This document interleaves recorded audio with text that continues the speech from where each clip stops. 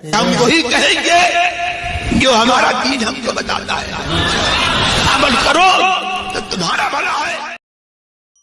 अल्लाहुम्मा सल्लि अला सय्यदिना व शफीना व हबीबिना व मौलाना मुहम्मदिन व बारिक वसल्लिम सलातन व सलामन अलैका या रसूल अल्लाह सल्लल्लाहु तआला अलैहि वसल्लम। अब चूँकि ये जो मौसम चल रहा है पूरा शब बराअत ही का मौसम है, क्योंकि अनकरीब हम लोग उस मुक़द्दस रात की बरकतों से माला माल होने वाले हैं, तो उसके लिए अपने आप को तैयार करने की ज़रूरत है। इंशाअल्लाह शब बारात के अंदर तो हम अपने दिल को अल्लाह की मोहब्बत से गरमाएंगे ही। मैं ये चाहता हूँ कि आज की इस महफ़िल के अंदर भी उसी हवाले से कुछ गुफ्तगू हो कि अल्लाह तबारक व तआला कुरान मुक़द्दस में इरशाद फरमाता है, या अय्युहल्लज़ीना आमनुज़्कुरुल्लाह ज़िक्रन कसीरा, ऐ ईमान वालो अल्लाह का ज़िक्र खूब खूब करो, खूब ज़्यादा अल्लाह का ज़िक्र करो।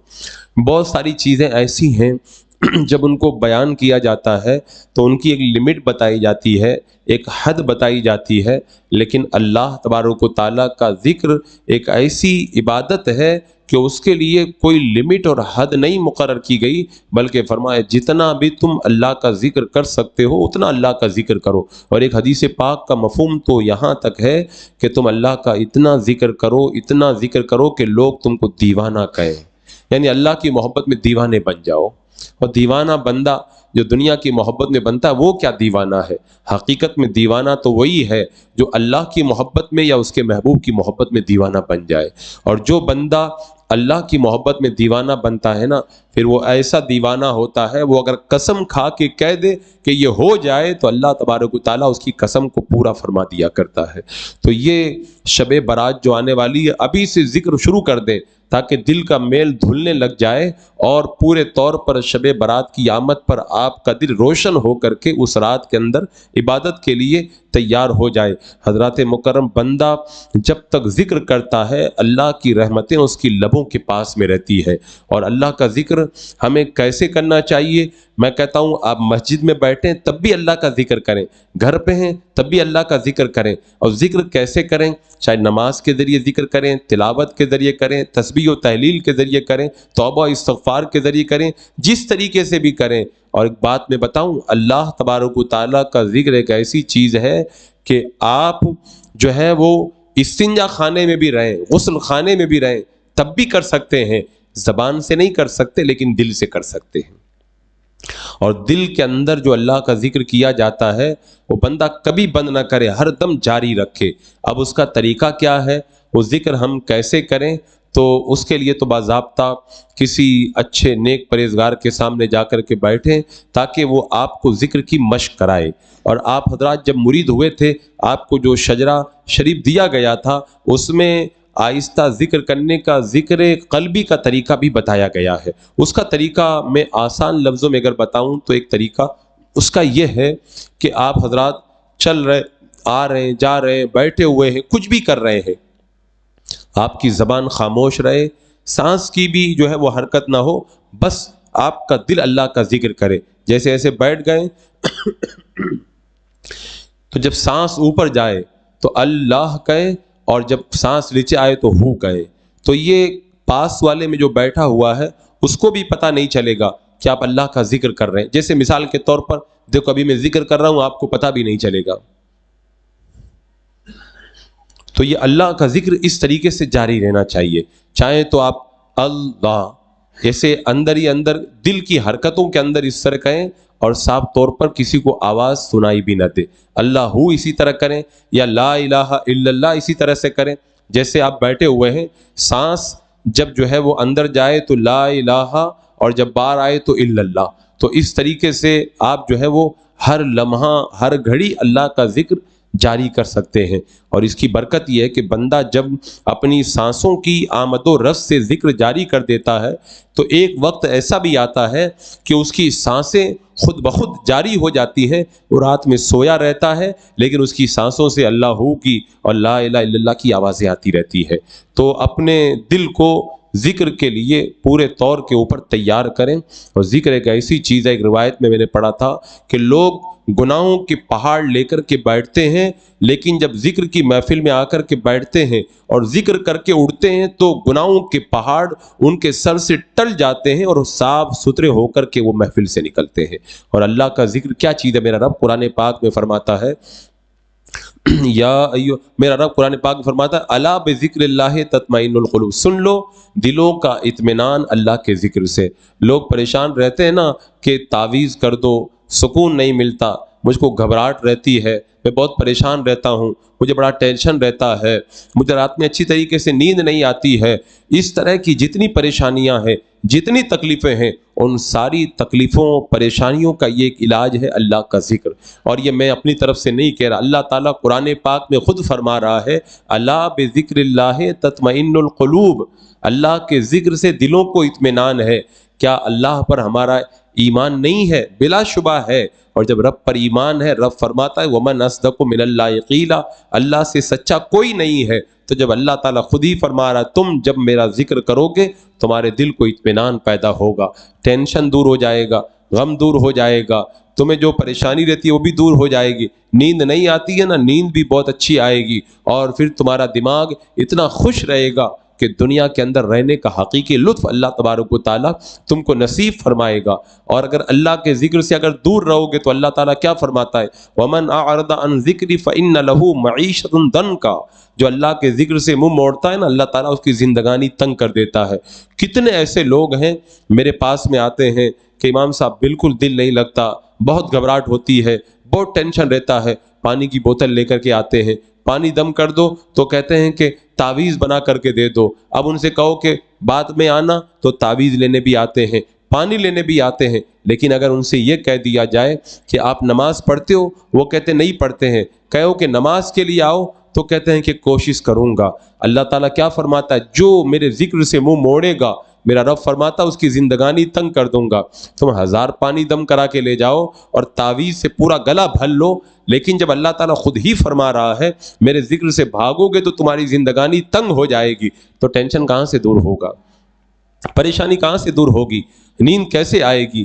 گھبراہٹ کیسے ختم ہوگی؟ تو گھبراہٹ اگر ختم کرنا ہے، پریشانی اور ٹینشن کو ختم کرنا ہے تو سب سے بڑا تعویذ اور سب سے بڑا جو ہے وہ دم جو ہے وہ اللہ کا ذکر ہے. اس لیے کہ جو میں کر کے دوں گا، مجھ پر آپ کو اتنا بھروسہ کہ آپ پانی لے جائیں گے، دونوں ٹائم پابندی کے ساتھ میں پئیں گے کہ میری گھبراہٹ دور ہو جائے گی، میری تکلیف دور ہو جائے گی.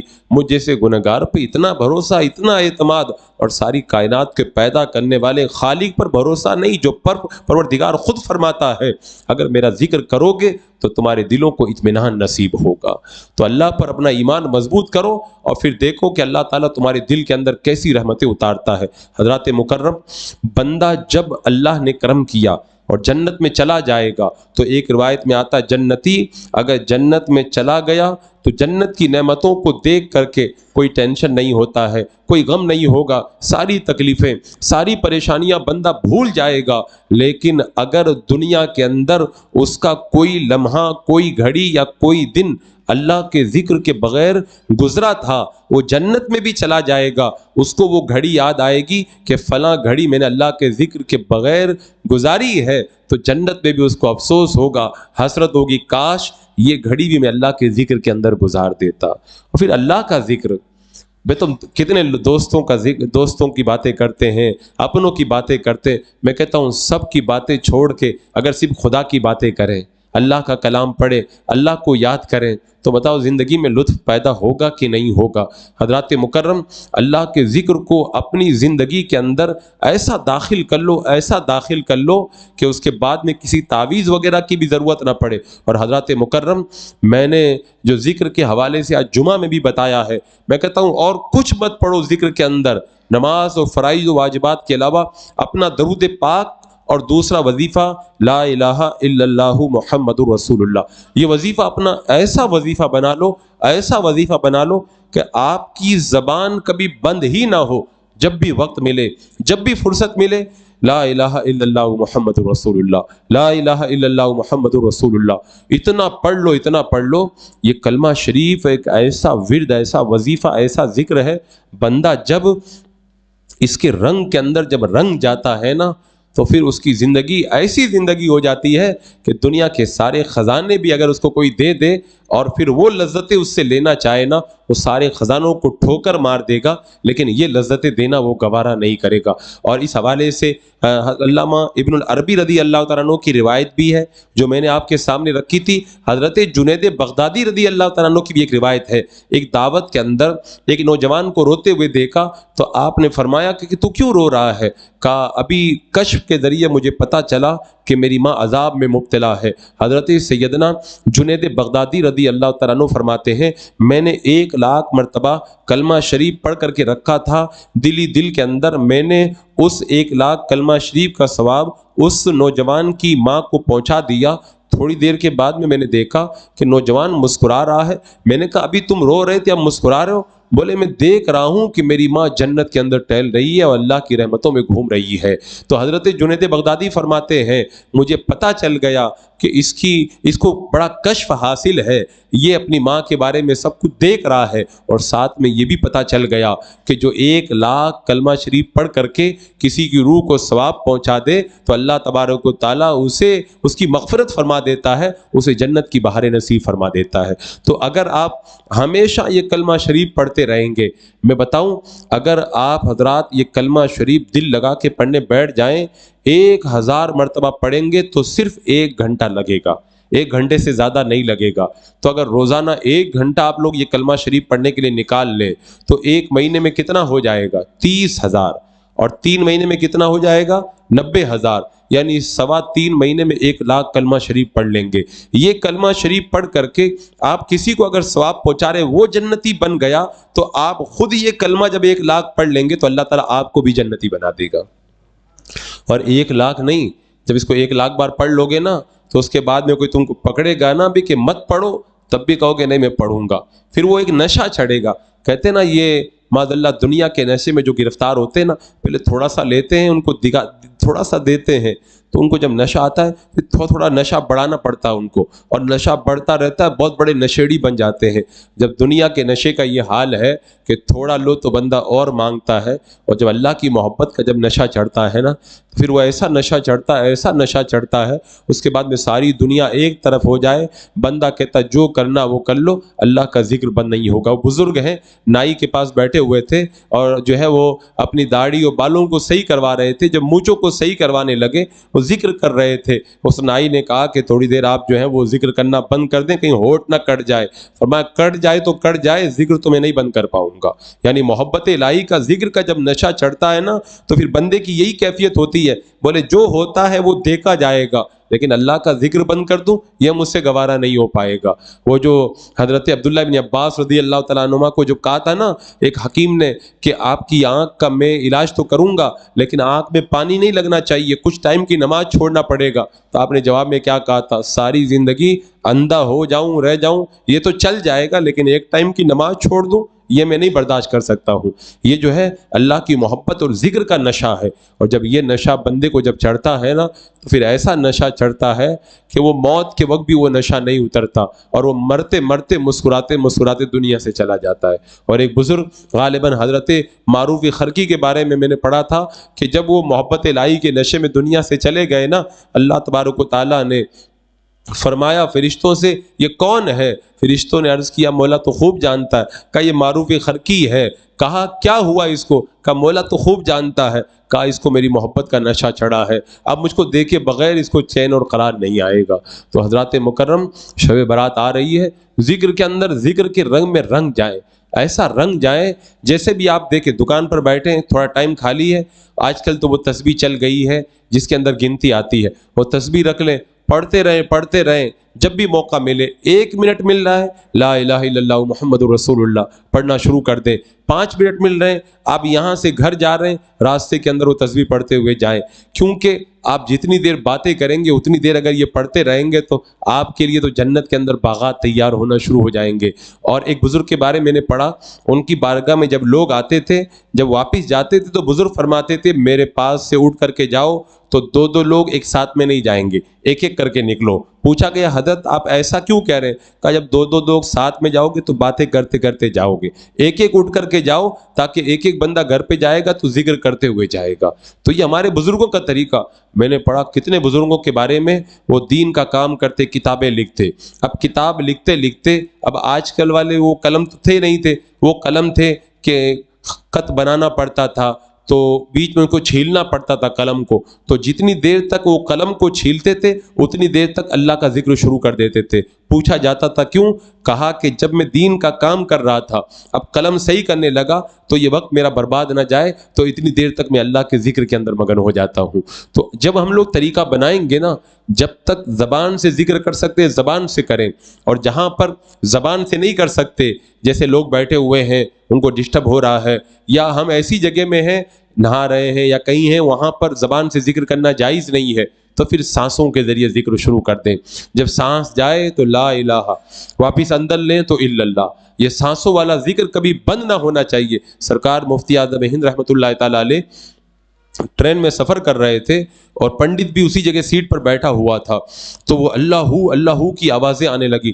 پنڈت چاروں طرف دیکھ رہا ہے کہ کون، کوئی نظر بھی نہیں آ رہا بولنے والا، کدھر سے آواز آ رہی ہے۔ جب غور کیا، معلوم کیا تو پتہ چلا کہ یہ جو سرکار مفتی اعظم ہند اللہ کے نیک بندے بیٹھے ہوئے، ان کے دل سے یہ آوازیں آ رہی ہیں۔ وہ کلمہ پڑھ کے مسلمان ہو گیا۔ تو بندہ جب ہر وقت ذکر میں لگا رہتا ہے نا، تو پھر بعد میں ایک دن ویسا بھی آتا ہے کہ پھر وہ چپ رہتا ہے، وہ کچھ نہیں کرتا ہے، اس کا دل خود کہتا ہے اللہ اللہ، اس کا دل اللہ کے ذکر کے اندر جاری ہو جاتا ہے۔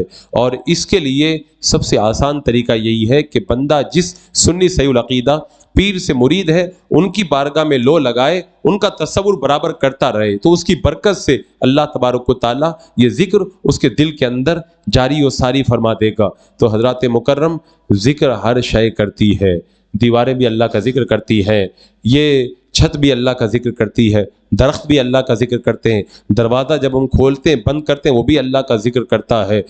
دنیا میں کوئی ایسی چیز ہے ہی نہیں جو اللہ کا ذکر نہ کرتی ہو۔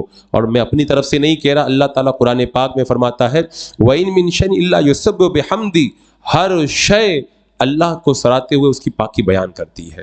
تو ہم کو پتہ نہیں چل پاتا، اللہ تعالیٰ فرماتا ہے تم اس کی تسبیح کو سمجھ نہیں پاتے ہو، تو سب اللہ کا ذکر کر رہے ہیں، تو ہم کو بھی تو اللہ کے ذکر میں مگن رہنا چاہیے۔ اس دور میں جب پریشانیاں ٹوٹی ہوئی ہیں، لوگ ٹینشن میں، طرح طرح کے پریشانیوں میں گرفتار ہیں، ایسے موقع پہ اگر کوئی دوا ہے، اگر کوئی علاج ہے، اگر کوئی دولت ہے، اگر کوئی نعمت ہے، تو اللہ کا ذکر ہے۔ اللہ کے ذکر کے رنگ میں رنگ جاؤ، شب برات آنے سے پہلے دل کو صاف کر لو، پھر انشاءاللہ شب برات کی برکتوں سے ہم اور آپ مالا مال ہوں گے۔ اللہ تبارک و تعالی ہمیں اپنے ذاکرین کے اندر شامل فرما لے۔ استغفر اللہ ربی من کل ذنب و اتوب الیہ۔ السلام علیکم۔